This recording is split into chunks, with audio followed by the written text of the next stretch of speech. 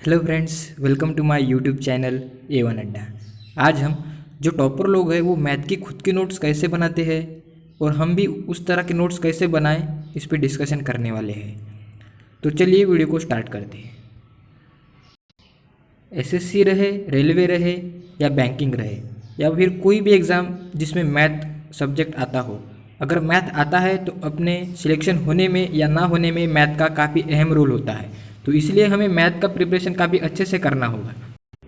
Math की practice और preparation तो सभी लोग कर लेते हैं और सभी सेम तरह की करते हैं। सभी लोग RS अग्रवाल की मैथ की बुक जो है वो पूरे रट डालते हैं, लेकिन फिर भी सभी लोगों का सिलेक्शन क्यों नहीं हो पाता है, ये बात सोचने लायक है। क्योंकि उनकी खुद की नोट्स नहीं होती। खुद की नोट्स नहीं होने के कारण एग्ज़ाम के जो लास्ट दिन रहते हैं उसमें वो रिवाइज़ नहीं कर पाते। जितने दिन हम वो टॉपिक को रिवाइज़ करेंगे, जितने बार रिवाइज़ करेंगे, उतने अच्छे से हम वो याद रहता है और आखिरी के दिनों में पढ़ा हुआ हमें याद रहता है। तो वही बच्चे मिस कर जाते हैं। तो इसलिए खुद की नोट्स होना काफ़ी ज़्यादा इंपॉर्टेंट है ताकि मैथ में अच्छा स्कोर आए। और टॉपर लोग यही करते हैं, इसलिए उनका सिलेक्शन होता है और वो टॉप करते हैं। तो चलिए वीडियो को स्टार्ट करते हैं। तो चलिए देखते हैं कि मैथ की खुद की नोट्स हम कैसे बनाएं, उसमें कौन कौन से चीज़ों का हमें ध्यान रखना है ताकि हम आखिरी के दिनों में मल्टीपल रिवीजन करके कोई भी एग्ज़ाम को क्रैक कर पाए। इन 3 टाइप के मैथ के क्वेश्चन हर एग्ज़ाम में आते हैं, ये हमें पता होता है, फिर भी हम इसे करेक्ट वे से अटेम्प्ट नहीं कर पाते हैं। तो चलिए इन चीज़ों को समझ लेते हैं। फर्स्ट है इजी एंड रिपीटेड क्वेश्चन। ये क्वेश्चन सभी कर लेते हैं, लेकिन कोई ज़्यादा टाइम ले लेता है और टाइम की वैल्यू हर कॉम्पिटिटिव एग्ज़ाम में है। इसी के कारण उनका सिलेक्शन नहीं हो पाता है। तो इसे हमें रिपीटेड क्वेश्चन और इजी क्वेश्चन को कम टाइम में करना है और इसकी प्रॉपर हमें नोट्स बनानी है। तो कैसे बने हम आगे देखते हैं। उसके बाद में है कंसेप्ट बेस्ड क्वेश्चन। हमारे पास प्रॉपर नोट्स नहीं होती है, हर टॉपिक के हर कंसेप्ट नहीं होते हैं, उसके कारण ये क्वेश्चन हम कर नहीं पाते और कोई क्वेश्चन कर भी ले तो हम इसमें बहुत ज़्यादा टाइम लगा देते हैं। उसके कारण हम बाकी एस्पिरेंट के कंपेरेटिवली पीछे हो जाते हैं। तो यही से हमारा प्रॉब्लम स्टार्ट होता है। उसके बाद में जो थर्ड क्वेश्चन है अननोन क्वेश्चन और हार्ड क्वेश्चन, इन दोनों में ज़्यादा टाइम लगाने की वजह से ये क्वेश्चन हम कर पाते हैं, ये हमें पता होता है, लेकिन टाइम नहीं होता है। और अननोन क्वेश्चन रहते हैं, इसे ज़्यादा टाइम की ज़रूरत रहती है, इसे हम टाइम नहीं दे पाते, इसके कारण हमारा सिलेक्शन रह जाता है। और यही तीनों पॉइंट टॉपर बंदे को आते हैं, लेकिन वो क्या कर लेते हैं, ये दो दो को अपने नोट्स की वजह से कम टाइम में अच्छे से कंप्लीट कर लेते हैं। और फिर जो हार्ड और अननोन क्वेश्चन है वो उनके लिए भी हार्ड रहते हैं, अननोन रहते हैं, लेकिन उनके पास ज़्यादा टाइम रहने की वजह से वो आराम से इसे टैकल कर पाते हैं और कुछ क्वेश्चन सॉल्व कर लेते हैं और उसी क्वेश्चन से वो आपके आगे हो जाते हैं और सिलेक्शन ले लेते हैं और टॉपर बन जाते हैं। तो चलिए हम समझ लेते हैं कि हम कैसे कंसेप्ट वाइज अपने नोट्स बनाएं, अननोन क्वेश्चन को हम कैसे हैंडल करें, इजी और रिपीटेड क्वेश्चन को कैसे संभालें। अगर आप चाहते हैं कि मैथ्स में अच्छा स्कोर कर पाए, आपके प्रॉपर नोट्स हो, तो इस वीडियो को लास्ट तक देखिए, क्योंकि आप बीच तक देखोगे तो आपको कुछ समझ में नहीं आएगा। मैथ में 2 टाइप के क्वेश्चन आते हैं, एक कंसेप्ट बेस्ड क्वेश्चन आते हैं और एक फार्मूला बेस्ड क्वेश्चन आते हैं।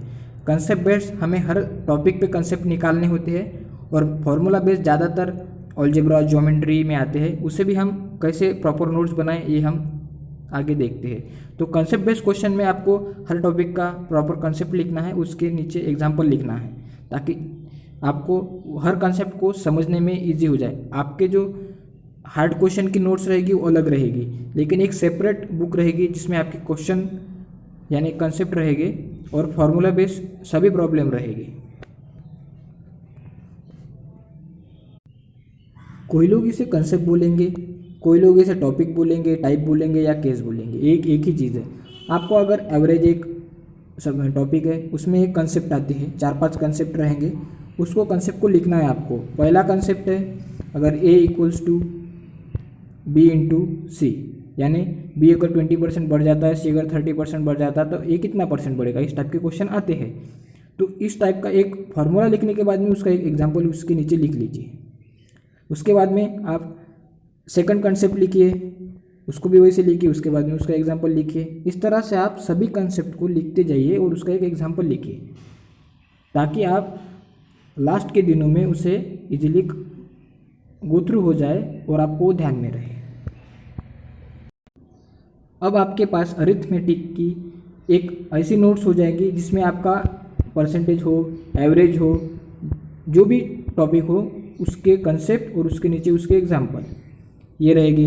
उसके बाद में आपको फार्मूला बेस्ड क्वेश्चन को भी देखना है, फार्मूला बेस्ड क्वेश्चन को भी देखना है।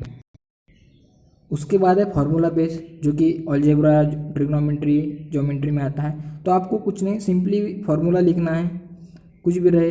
इक्विलैटरल ट्रायंगल है, उसका हाइट निकालना है, √3/2 इंटू ए स्क्वेयर, ऐसा फार्मूला आपका। उसके नीचे एक एग्जाम्पल लिख के आप एक एग्जाम्पल सॉल्व करके रख दीजिए।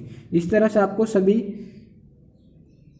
एग्जाम्पल के तौर पे लिखना है, सभी फार्मूले लिखने हैं। कोई कोई ऐसे फार्मूले होंगे जिसमें 2 फार्मूले यूज किए होंगे एक क्वेश्चन में, तो आप उस टाइप के क्वेश्चन को भी एक बार लिख लीजिए, ताकि आप जब नोट्स आखिरी के दिनों में कंसेप्ट और फार्मूला वाले नोट्स या आपकी खुद की नोट्स जब रिपीट करेंगे तब वो क्वेश्चन आपको दिख जाए, और अगर एग्ज़ाम में वो आता है तो आप इजीली सॉल्व कर पाए। आप जितनी बार अच्छे से ये सब पढ़ेंगे आपका स्कोर उतना ही इम्प्रूव होगा। ये सब करने से आपको क्या होगा, एक प्रॉपर नोट्स बनी रहेगी जिसमें कंसेप्ट रहेंगे, उसके एग्जाम्पल रहेंगे, फार्मूले रहेंगे, उसके भी एग्जाम्पल रहेंगे। और आप एक अलग बुक करिए जिसमें आप हार्ड क्वेश्चन और जो भी डिफिकल्ट क्वेश्चन आपको लगते हैं वो अलग लिखिए। इसमें कुछ लिखने की ज़रूरत नहीं है, ये सिर्फ आपके क्वेश्चन और फार्मूले के या कंसेप्ट के नोट्स रहेगी, जिसको आपको टाइम टू टाइम रिपीट करना है, रिवाइज करना है। तो आप बोलेंगे सर ये छोटी सी नोट्स बना के होगा क्या, तो मैं आपको बताता हूँ। लास्ट में क्या होता है, जब आखिरी एग्ज़ाम के 10-15 दिन रह जाते हैं तो हम पूरा के पूरा सिलेबस तो रिवाइज कर नहीं पाते हैं, उसके कारण बहुत सारे टॉपिक कंसेप्ट हमारे छूट जाते हैं। लेकिन हमारे पास अगर इस टाइप की कंसेप्ट और उसके नीचे उसका एक एग्जाम्पल, फार्मूला उसके नीचे उसका एक एग्जाम्पल, इस टाइप की बुक होती है या नोट्स होती है, तो हम हर टॉपिक को, हर कंसेप्ट को एक दिन में कवर कर पाएंगे। तो उससे क्या होता है, हम पूरे सिलेबस को रोज़ गो थ्रू हो सकते हैं, और आप जितने बार उसको गो थ्रू होंगे उतना आपको ध्यान में रहेगा, आपको उतना आप इजीली याद कर पाएंगे, और एग्ज़ाम के पहले पढ़ा हुआ हमें ज़्यादातर याद रहता है। तो ये टॉपर लोग क्या करते हैं, जो उनकी नोट्स होती है एग्ज़ाम के लास्ट के दिनों में, वो एक हफ्ते में वो 4-5 बार उसको पढ़ लेते हैं। जो सिलेक्टेड बंदे होते हैं उनको क्या रहता है, वो 2-3 बार पढ़ लेते हैं। और जो नॉन सिलेक्टेड बंदे हैं उनके पास तो नोट्स नहीं रहती है खुद की बनी हुई, वो कोई भी जो क्वेश्चन दिखे उसको सॉल्व करने की कोशिश करते हैं, और उसके कारण उनके हर कंसेप्ट उनका क्लियर नहीं हो पाता है, कवर नहीं हो पाता है, और एग्ज़ाम में वो कंसेप्ट लैक होने की वजह से वो सिलेक्ट नहीं हो पाते हैं। तो आपको आपकी खुद की नोट्स ज़रूर बनानी होंगी, ताकि आप इन टॉपर जैसे, इन सिलेक्टेड बंदों जैसे आखिरी के दिनों में पूरा का पूरा सिलेबस 4-5 बार रिपीट कर पाए, ताकि हर कंसेप्ट आपको एग्ज़ाम में ध्यान में रहे। तो ये आपकी छोटी सी ट्रिक थी, या फिर इम्पोर्टेंट टॉपिक था जिसको आप बहुत सीरियसली लो, क्योंकि नोट्स मैथ की बहुत ज़्यादा इम्पोर्टेंट है मैथ में अगर स्कोर करना है तो। और मैथ में अगर स्कोर आपका आने लगा तो आप डेफिनेटली इन सिलेक्टेड स्टूडेंट में आ जाओगे। और अगर आपने अच्छे से प्रिपेयर किया, अच्छे से प्रैक्टिस की, इन सब नोट्स को अच्छे से रिवाइज किया, तो आप टॉपर भी बन जाओगे।